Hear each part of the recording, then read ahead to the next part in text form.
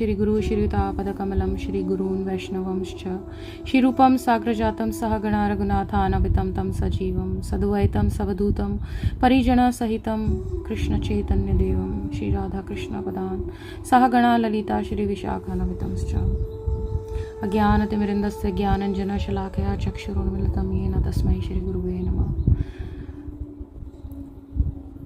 नमो विष्णुपदाय राधिकाय प्रियात्मने श्रीमद्भक्तिवेदान्ता नारायणीति नमिने। नमो विष्णुपदाय कृष्णपृष्ठाय भूतले श्रीमती भक्तिवेदान्ता स्वामीति नामिने। नित्यानंद नमस्तुभ्यं प्रेमानंद प्रदायने कलौ कलशानाशाय जानवी पदे नमः।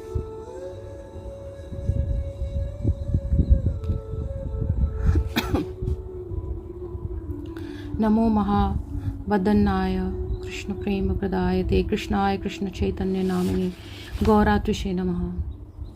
हे कृष्ण करुणा सिंधु दीनबंधु जगतपते गोपेशा गोपिका कांता राधा कांता नमस्तुते। तप्त कंचन गौरंगी राधे वृंदावनेश्वरी वृषभानुसुते देवी प्रणमामि हरिप्रिये। जय श्री कृष्ण चैतन्य प्रभु नित्यानंद श्री द्वैत गदाधर शिवासादि श्री गौर भक्तवृंद। हरे कृष्ण कृष्ण कृष्ण हरे हरे हरे राम राम राम हरे हरे। इस सर्वप्रथम मैं अपने दीक्षा गुरु नित्य लीला ओम विष्णुपाद परमहंसा परिप्रचार स्तोत्र सर श्री श्रीमद भक्ति वेदांता शिला नारायण गोस्वामी महाराज जी के चरण कमलों में अनंत कोटि दंडवत प्रणाम अर्पण करती हूँ। तत्पश्चात अपने शिक्षक गुरु नित्य लीला प्रविष्टा ओम विष्णुपाद परमहंसा परिप्रचार स्तोत्र सत श्री श्रीमद भक्ति वेदांता स्वामी प्रभुपाद जी के चरण कमलों में अनंत कोटि दंडवत प्रणाम अर्पण करती हूँ। और साथ ही साथ सभी साधु संत वैष्णव जिन सभी ने मुझे भक्ति में प्रोत्साहन दिया उन सबके चरण कमलों में अनंत कोटि दंडवत प्रणाम अर्पण करते हूँ। और आप सभी को हृदय से मेरा यथा योग्य प्रणाम। जी, आज का जो विषय है वह हमारा श्री अद्वैता आचार्य जी के प्रकट दिवस पे है। जैसा कि आप जानते होंगे कि आज अद्वैता सप्तमी है। आज का दिन बहुत ही श्रेष्ठ है, बहुत ही शुभ है। जो लोग, जो आत्माएं इस प्राकट्य दिवस से परिचित हैं, मैं आशा करती हूँ कि वे सभी आज के दिन उपवास रख रहे होंगे। क्योंकि जब भी महापुरुष, महावैष्णव या भगवान एवं भगवान के परिकरों का प्राकट्य या प्राकट्य दिवस आता है या इनकी कभी भी तिथियां आती हैं तो ये मतलब हमें शास्त्रों का निर्देश है कि हम इन तिथियों पर ना अपने हृदय से ना उपवास रखें। जो लोग अभी तक इन तिथियों से, इनकी महिमाओं से, इन परिकरों की, महावैष्णवों की अभी तक परिचित नहीं हैं ना, अभी इतना नहीं जुड़े हुए हैं, और वह लोग अगर ये कथा को अभी श्रवण करेंगे तो वो अपना दिल ना छोटा करें। निश्चित रूप से जब वह श्रवण करेंगे भगवान की कृपा से, वैष्णवों की कृपा से, वह ना किसी के माध्यम से जुड़े हैं, तो जब वह कथा का श्रवण करेंगे तो उनको महिमा का पता चलेगा, ज्ञान होगा और ना आगे से वह तिथियों का पालन अवश्य करेंगे। तो देखिए, जो सबसे पहले समझने की बात है कि श्री अद्वैता आचार्य जी हैं कौन। अब पूरे विश्व में आपने महाप्रभु जी के बारे में सुना है, चैतन्य महाप्रभु जी के बारे में, जिनको गौरंग महाप्रभु भी कहते हैं, और नित्यानंद प्रभु जो स्वयं कृष्ण है, और अब आप नित्यानंद प्रभु जी के बारे में भी ना थोड़ा सा जानते जा रहे हैं, परिचित हो गए हैं कि वह स्वयं बलराम ही हैं। आपने पंच तत्व के बारे में भी सुना होगा, और कुछ लोगों ने बिल्कुल ही नहीं सुना होगा, उनको बिल्कुल ही कुछ नहीं पता है कि मैं किस बारे में बात कर रही हूँ। तो उन सब के माध्यम से मतलब उन सबको ना अपने मतलब मैं देखते हुए ये बताना चाहती हूँ कि उनके एस्पेक्ट से, मतलब व्हाट आई मीन टू से, कि मैं ये थोड़ा सा टच बेस कर रही हूँ कि पंच तत्व कौन है। पंच तत्व है ना भगवान के भाई और बाकी परिकर।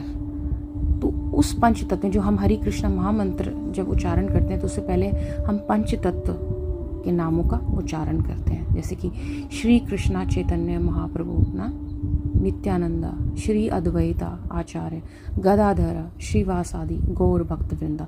तो ऐसे करके हम ना इनकी पहले कृपा लेते हैं और फिर महामंत्र का उच्चारण करते हैं। तो इस पंच तत्व में से जो श्री अद्वैता आचार्य जी हैं वो भगवान चैतन्य महाप्रभु के प्रमुख परिकर हैं।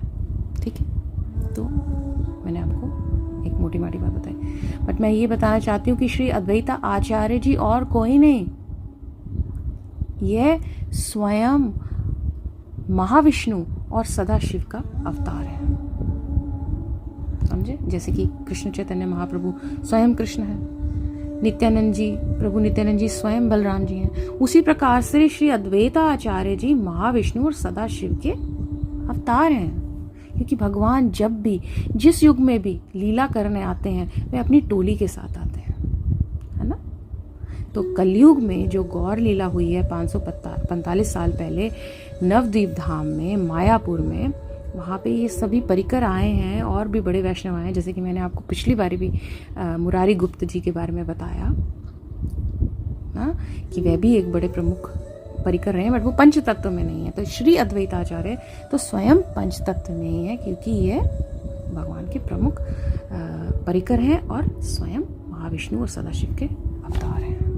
ठीक है, अब मैं आपको थोड़ा सा ना ये बताना चाहती हूँ कि जो इनकी जो थोड़ी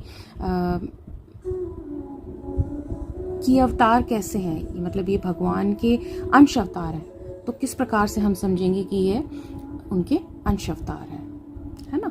क्योंकि हमको थोड़ा सा बैकग्राउंड तो होना चाहिए ना कि भाई ये कहाँ से निकले हैं, कौन से अवतार हैं। क्योंकि आपने कितने सारे और अवतारों के बारे में सुना है, मगर ये श्री अद्वैताचार्य के बारे में आपने ऐसे नहीं सुना होगा। तो अब आप समझिए, एक थोड़ा सा मैं इसको सिंप्लीफाई करना चाहती हूँ कि देखिए जैसे कृष्ण है ना, कृष्ण में से उनका जो इमीडिएट एक्सपेंशन है, जो इमीडिएट विस्तार है, वो कौन है? भगवान बलराम, नित्यानंद जी। ठीक है, अब कृष्ण जी का जो इमीडिएट एक्सपेंशन बलराम है, बलराम जी के 4 विस्तार होते हैं, है ना। बलराम जी के नीचे 4 विस्तार होते हैं। एक का नाम है वासुदेव, दूसरे का नाम है अनिरुद्ध, तीसरे का नाम है संकर्षण और चौथे का नाम है प्रद्युम्न। ये अब आप लिख लीजिए, क्योंकि आपको याद नहीं रहेगा ऐसे, है ना। क्योंकि फिर जब क्विज होएगी, क्वेश्चन होंगे, तब आप दोबारा से पढ़ेंगे। इसलिए अच्छा है कि आप एक पेन लीजिए, कॉपी लीजिए और साथ साथ में लिखते जाइए, और इससे आपके कॉन्सेप्ट्स भी क्लियर होंगे। क्योंकि हम लोग सब देखिए भारत में हमारा जन्म हुआ, हम लोग बचपन से ना टीवी सीरियल्स देखते आए, और हमारी जो नॉलेज है वो यही सोर्स रहा, या परिवार में किसी ने बता दिया ना। तो अब क्योंकि हम शास्त्रों से जुड़ रहे हैं ना, प्रमाणिक संप्रदायों से जुड़ रहे हैं, वैष्णवों से जुड़ रहे हैं, भक्तों से जुड़ रहे हैं, तो हमें नॉलेज जो है वो राइट सोर्स ऑफ इन्फॉर्मेशन से आ रही है, क्योंकि वह सब कृष्ण ने ज्ञान दिया है, ये सब बताया है। तो अब आप समझें, क्योंकि इंडिया में ये बहुत रहता है ना कि वे विष्णु में से ही कृष्ण निकले हैं, और उनको पता भी नहीं है क्योंकि सिर्फ ब्रह्मा विष्णु महेश तक ही पता है मूवीज़ में। तो अब आप समझ लीजिए कि ये क्या है। तो कृष्ण का जो इमीडिएट विस्तार है वह बलराम जी हैं, और बलराम जी के 4 इमीडिएट विस्तार हुए हैं, कि अंडर विस्तार हुए हैं, जिसको चतुर्व्यूह कहते हैं। एक का नाम है वासुदेव, दूसरा अनिरुद्ध, संकर्षण और प्रद्युम्न। ठीक है, अब इसके बाद जो संकर्षण जी हैं, ठीक है, संकर्षण जी फिर एक विस्तार लेते हैं। किसमें विस्तार लेते हैं? नारायण में। और फिर जो वही नारायण फिर एक चतुर्व्यूह, उनके नीचे एक चतुर्व्यूह का विस्तार होता है, और उस चतुर्व्यूह के विस्तार में वही विस्तार है, मगर इस जो नेक्स्ट चतुर्व्यूह का विस्तार हो रहा है नारायण जी के नीचे, इनके नीचे एक दूसरे संकर्षण आ रहे हैं। ठीक है, आप जब तक लिखेंगे नहीं आपको याद नहीं रहेगा। तो दूसरे संकर्षण आ गए। अब यही वाले दूसरे संकर्षण महाविष्णु का विस्तार लेते हैं। ठीक है, अब वो जो महाविष्णु है ना, वह महाविष्णु और कोई नहीं, श्री अद्वैताचार्य है। ये जो महाविष्णु आप देख रहे हैं पीछे से, कहाँ से किसके अंश, फिर किसके अंश, फिर कैसे चतुर्व्यूह, फिर उनका अंश, फिर कैसे दूसरे संकर्षण में से ये महाविष्णु निकले हैं, और ये आ कहाँ से हैं? कृष्ण में से। तो ये स्वयं मतलब इस तरीके से ये कृष्ण से अभिन्न नहीं है। So this is how Lord Sankarshan expands into Mahavishnu. थोड़ा सा और बता देती हूँ। अब ये महाविष्णु जो है ये कारण दक्षाय सागर में, कारण सागर में लेटे हुए हैं, इसलिए इनको कारण दक्षाय महाविष्णु कहा जाता है। इनकी जो स्किन है, जैसे हमारे स्किन में से पसीना निकलता है ना, आजकल तो नहीं निकलता, मुश्किल से निकलता है, पहले तो लोग मेहनत करते थे तो निकलता था बहुत ना, हर 2 मिनट में।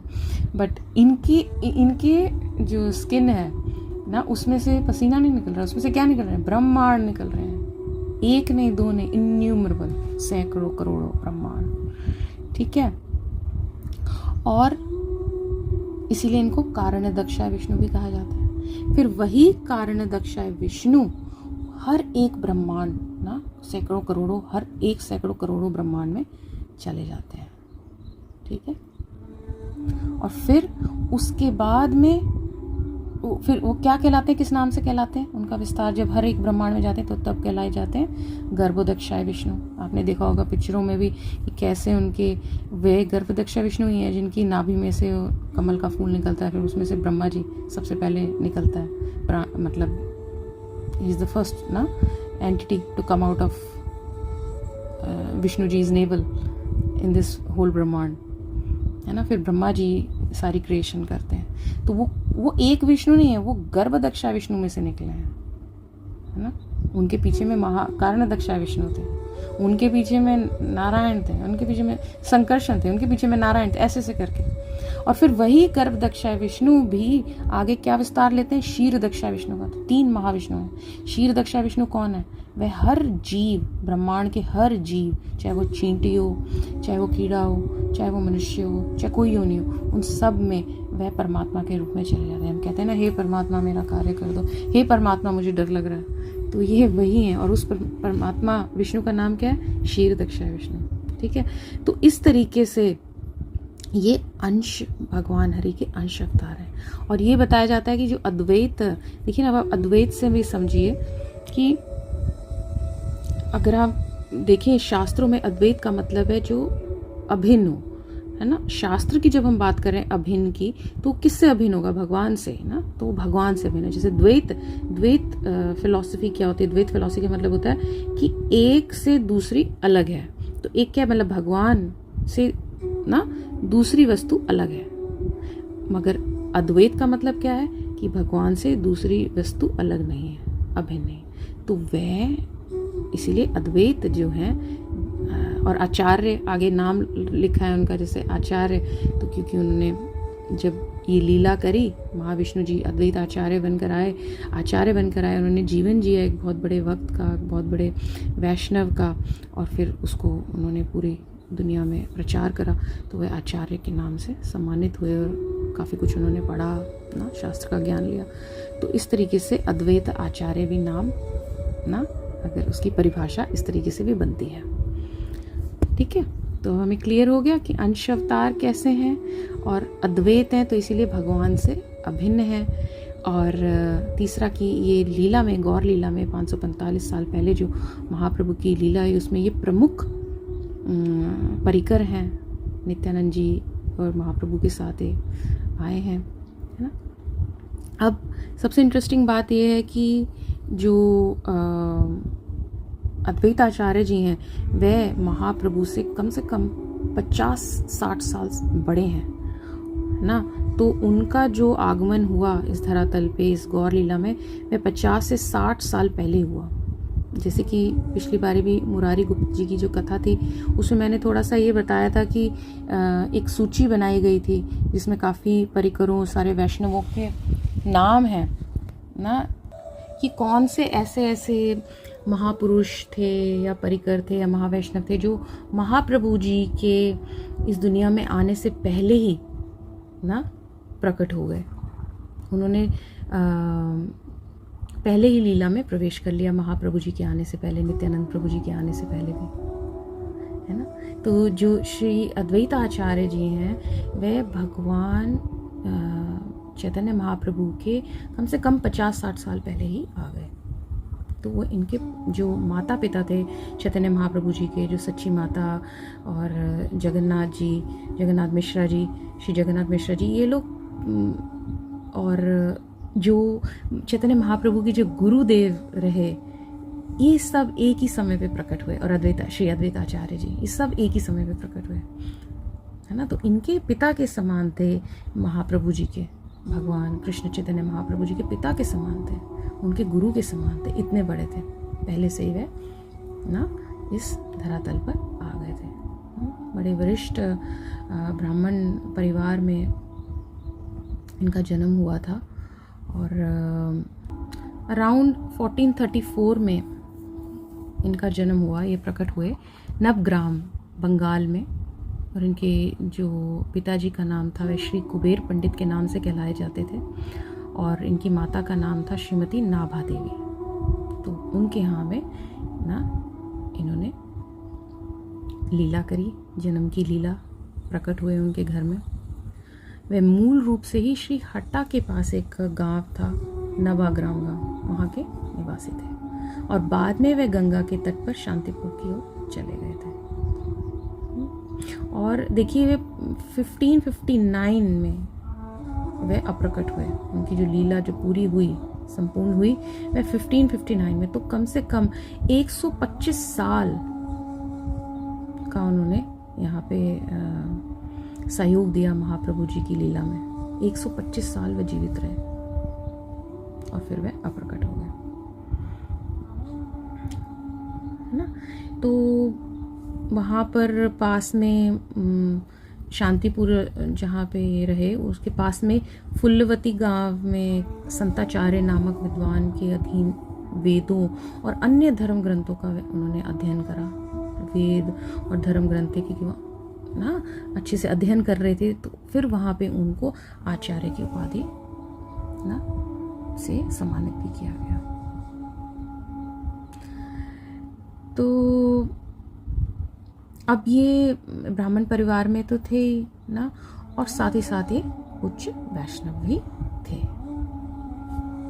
इनका मोस्टली जो जीवन था अपनी पत्नी सीता ठाकुरानी जी के साथ में शांतिपुर में ही गुजरा, और वहाँ पर भी उनका अच्छा छोटा सा एक वैष्णव समुदाय था, और वहाँ के भी ये नेता बने, और काफ़ी लोगों को उन्होंने भक्ति के मार्ग पे चलाने के लिए प्रोत्साहित करा, है ना। तो सीता ठाकुरानी तो इनकी पत्नी थी, और बताया जाता है कि इनकी एक और पत्नी थी ना, जिनका नाम श्री था।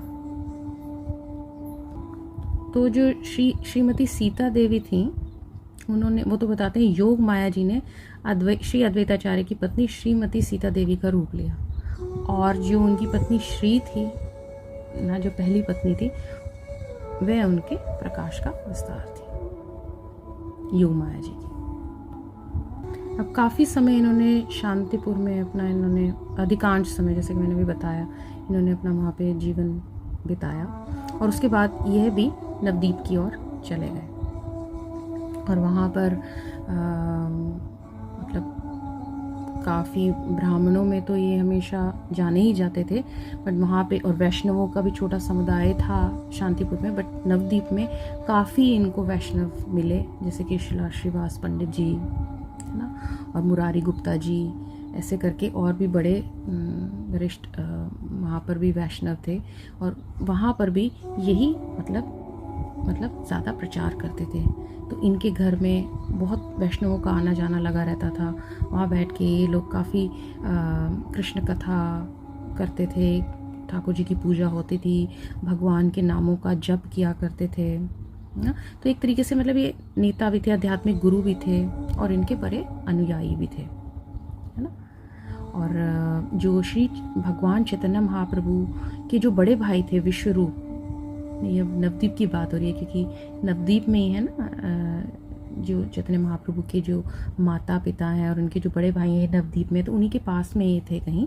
तो जो चैतन्य महाप्रभु के जो बड़े भाई हैं उनका नाम विश्वरूप है, वे नाम संकीर्तन में बहुत जाया करते थे श्री अद्वैताचार्य जी के घर में, वहाँ जप करने, नित्य में संलग्न हो जाते थे, वहाँ जाके बहुत उनके घर में श्री अद्वैताचार्य जी के घर जाया करते थे। तो अब वहाँ पे क्या हुआ कि बहुत लोगों ने, मतलब बहुत वैष्णवों ने उनसे विनती करी कि आप तो मतलब एक तरीके से आध्यात्मिक गुरु हैं ना, आचार्य हैं, आपके बड़े अनुयायी हैं, आप इतने अच्छे भक्त हैं।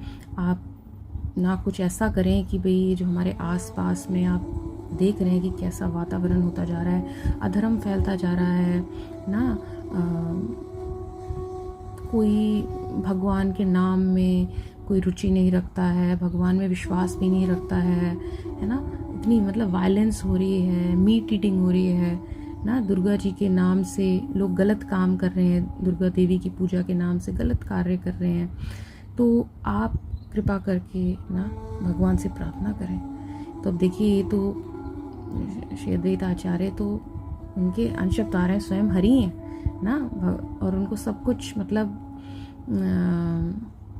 हमेशा से बताया जाता है, एक्चुअली शास्त्र में बताया जाता है कि भाई ये बड़े उदार है ना, शिव जी तो देखिए बड़े उदार हैं। तो ये हमेशा से ही ये जो लीला थी कि पहले से ही अपनी उदारता के कारण ना ये इस दुनिया में आए, क्योंकि शास्त्र बताया गया कि कलयुग में जो आम आदमी है उसकी प्रार्थना से तो कोई भी भगवान कभी नहीं आएंगे। तो सबसे पहले अद्वैत आचार्य जी आए, और फिर अब देखिए आगे क्या करते हैं। ये इनकी पूरी लीला थी कि वो ही आएंगे और अब ना और सब पे दया करने के लिए यही अब भगवान से प्रार्थना करेंगे और भगवान को ना इस धरातल पे आने के लिए ना अनुरोध करेंगे। तो ऐसा ही हुआ कि सभी वैष्णवों ने इनसे कहा, इनकी तो लीला थी और अब इस लीला में जो सामान्य लोग या वैष्णव हैं वो इनसे प्रार्थना कर रहे हैं कि आप भगवान से प्रार्थना करें। अब उनको ये नहीं पता कि स्वयं अद्वैताचार्य जी स्वयं हैं कौन। तो खैर अद्वैताचार्य जी अब क्या करते हैं, उनको भी अंदर से तो लगता ही था, और जब लोग उनको कहने लगे तो उनको और लगने लगा कि भाई वैष्णव लोग कहने लगे तो और मतलब इस बात पे विचार करने लगे कि अब तो ना प्रभु को आना ही पड़ेगा, अगर वे नहीं आएंगे तो ना इन जीवों का क्या होगा, ये तो बहुत गिरते जा रहे हैं ना, कलयुग शुरू हो गया है, तो बस आप समझिए कि मतलब डिग्रेड होता जा रहा है ना। तो बड़े दुखी रहते थे, और फिर सबने जब कहा तो फिर उन्होंने ऐसा ही करा। अब उन्होंने जो शालिग्राम शिलाएं थी ना, उनकी उन्होंने पूजा करनी शुरू कर दी। किस तरीके से, पवित्र तुलसी के पत्तों से और गंगा जल के साथ उन्होंने भगवान को प्रेम पूर्वक ना बुलाना शुरू कर दिया, प्रार्थना करनी शुरू कर दी। हरे कृष्ण कृष्ण कृष्ण हरे हरे, हरे राम राम राम हरे हरे। उन्होंने पूजा करनी शुरू कर दी कि भगवान आप इस ना धरातल पे प्रकट होएं ना, आप बहुत ज़ोर से उन्होंने पुकारना शुरू कर दिया। बड़े दिल से कई महीनों तक वह करते रहे, और उनकी जो हुंकार है वह सारे ब्रह्मांड को चीर के ना सारे लोकों में, ऊपर के सारे लोग, सिद्ध लोग, ब्रह्म लोग, सबको पार करते गए। शिव लोग, Viraja river, 7 layers of material existence, सब कुछ ना, साकेत धाम, अयोध्या, वैकुंठ में जा सब पार करके वह गोलका वृंदावन, उनकी जो पुकार है वह पहुंच गई। हरे कृष्णा महामंत्र की जो उनकी पुकार थी, जो गूंज थी, वह कहाँ पहुंच गई? गोलोक वृंदावन। कृष्ण को सुनाई दिया कि मुझे कौन बुला रहा है। तो उनको पता चले अरे ये तो ना अद्वैत है, अद्वैत आचार्य। तो उनकी पुकार सुनकर जो स्वयं कृष्ण है, उन्होंने विचार करा कि वह कृष्ण चैतन्य के रूप में मायापुर बंगाल में श्री जगन्नाथ मिश्र और सची देवी के पुत्र के रूप में प्रकट होंगे। जय जय अद्वैत ईश्वर अवतार, कृष्ण अवतारी कैला जगत विस्तार। ऐसे भगवान के अवतार अद्वैता प्रभु जी की जय हो, उनकी जय हो कि उन्होंने कृष्ण को अवतरित होने के लिए प्रेरित किया और इस तरीके से पूरी दुनिया का उद्धार किया।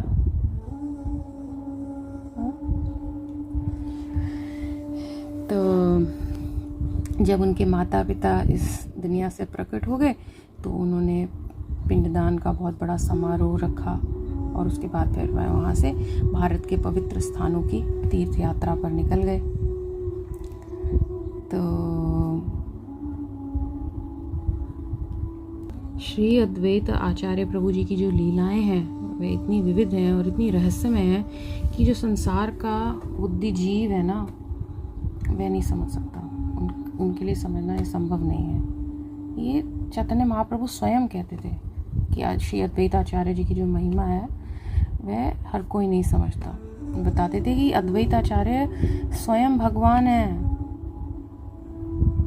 और वो कहते थे कि उनकी संगति के फलस्वरूप में मैं पवित्र हुआ हूँ। और कहते थे इनकी कृष्ण भक्ति की कोई सीमा नहीं है और जो शास्त्रों का ज्ञान है उसकी कोई बराबरी नहीं कर सकता, इसीलिए इनको अद्वैत आचार्य कहा जाता है। ऐसे चैतन्य महाप्रभु घोषणा करते थे। कहते थे इनकी कृपा से, श्री अद्वैत आचार्य की कृपा से कोई मलेच्छ भी होगा ना तो वह कृष्ण का भक्त बन जाएगा।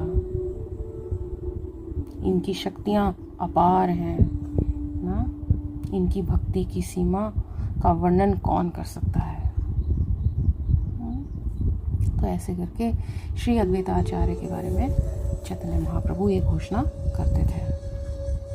और उसी तरीके से श्री चैतन्य चरितमृत में शील कृष्णदास कविराज जी गोस्वामी अद्वैताचार्य जी के बारे में बड़ा सुंदर बताते हैं। वे कहते हैं कि महाविष्णु जगत कर्ता माया यह सृजाति अदा तस्य अवतार एवं अद्वैताचार्य ईश्वरः अद्वैतम हरिणाद्वैत आचार्यम भक्ति शासनात् भक्तवतरम ईशंतम अद्वैतचर्यम आश्रय। क्या बता रहे हैं कि जो महाविष्णु हैं, जो अद्वैताचार्य हैं, महाविष्णु ही तो हैं, वे ब्रह्मांड के स्वामी हैं। वे अपनी जिससे ना उस पूरे ब्रह्मांड को अपनी माया की शक्ति से ही बनाते हैं। अद्वैत आचार्य परमेश्वर के इसी स्वरूप के अवतार हैं। उन्हें अद्वैत के रूप में जाना जाता है क्योंकि वे कोई और नहीं बल्कि हरि हैं। क्योंकि मैंने आपको प्रारंभ में बताया ना अद्वैत का क्या मतलब है, जो भगवान से अलग नहीं है, नॉन डिफरेंट देन हरि। तो बता रहे हैं उन्हें अद्वैत के रूप में जाना जाता है क्योंकि वे कोई और नहीं बल्कि स्वयं हरि हैं। आचार्य के रूप में क्योंकि वे भक्ति के उपदेशक हैं। अब इस जो गौर लीला में वे ना भक्ति का उन्होंने उपदेश दिया, वे आध्यात्मिक गुरु रहे, इसीलिए उनको आचार्य भी कहा जाता है। कहते हैं श्रीला कृष्णदास कविराज जी कि मैं ऐसे परम भगवान अद्वैत आचार्य जी की शरण लेता हूँ, जो कि हरि के अवतार हैं।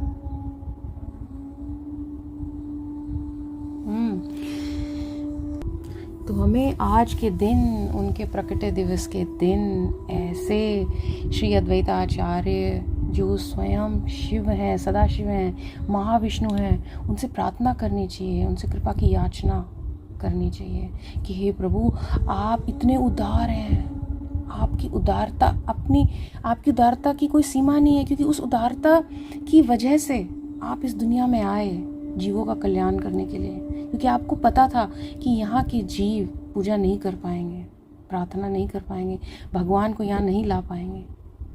तो इसीलिए आप महाप्रभु से पहले आए ताकि यहाँ पे ना आप एक बहुत बड़े वैष्णव बने ना, एक बहुत बड़े भक्त बने और फिर अपनी भक्ति से भगवान को ना इस दुनिया पे लेकर आए, इस धरातल पे लेकर आए अपनी पुकार से। तो हे प्रभु आप आज मुझ पर कृपा करें, मुझ पतित पर कृपा करें, कलयुग के पतित पर कृपा करें।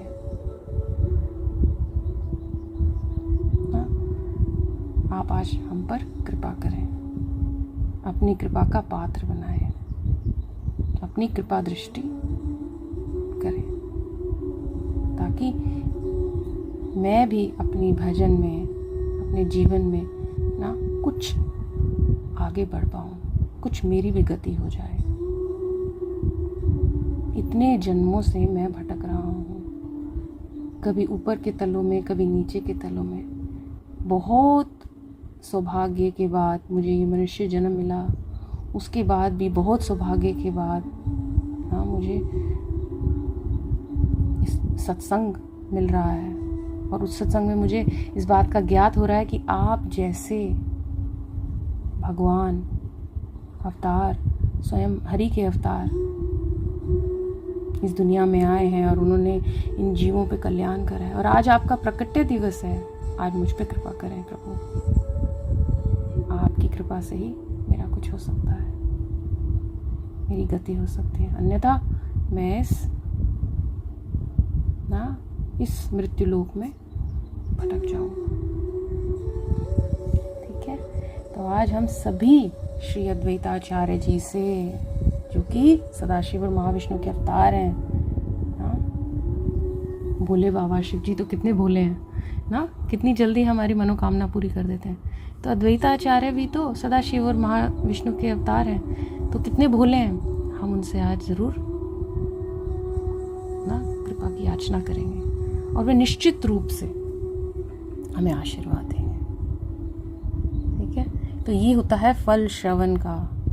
जब हम श्रवण करते हैं तो हमें पता चलता है तिथियों का, परिकरों का, वैष्णवों का, और उनकी जब महिमा हम उसका श्रवण करते हैं और उसमें बताया जाता है कि किस तरीके से हम प्रार्थना करें, अपने जीवन को सफल बनाएं, तब हम जब वो करते हैं तो हम जीवन में परिवर्तन देख सकते हैं, हम जीवन में गति अनुभव कर सकते हैं। तो इसीलिए श्रवण is the way to get the success. We must hear the कथास। ठीक है, तो चलो इसी के साथ मैं कथा को विराम देती हूँ, है ना, और आशा करती हूँ कि आप बड़े दिल से, उत्साह से कथा का श्रवण करेंगे और बाकी जो अन्य लोगों तक इस कथा को पहुँचाएंगे या अपने शब्दों में कुछ आगे तक कह पाएंगे और दूसरों का भी भला करेंगे।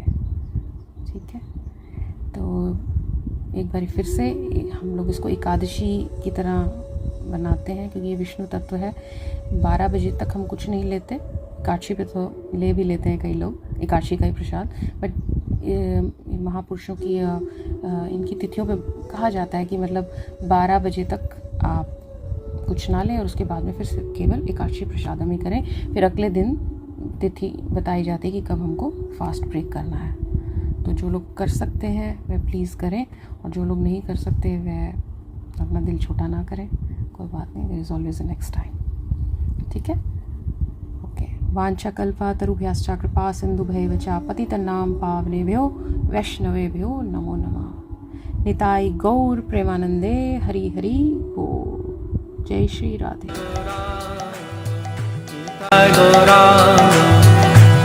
नित्यानंद गौरांग, निताय गौरांग, निताय गौरांग, नित्यानंद गौरांग, निताय गौरांग, निताय गौरांग, नित्यानंद गौरांग, निताय गौरांग, निताय गौरांग, नित्यानंद गौरांग, निताय गौरांग, निताय गौरांग, नित्यानंद गौरांग, निताय गौरांग, निताय गौरांग, नित्यानंद गौरांग, निताय गौरांग, निताय गौरांग, नित्यानंद गौरांग,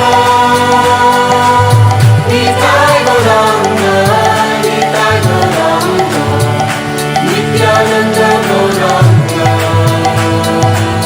निताय गौरांग, निताय गौरांग, नित्यानंद गौरांग,